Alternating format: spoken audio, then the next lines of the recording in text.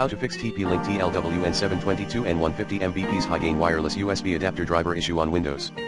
To fix TP-Link TL-WN722N driver issue easily, try 1.TP-Link website at https://www.tp-link.com/us. 2. Using the recommended Avast driver updater in this video guide.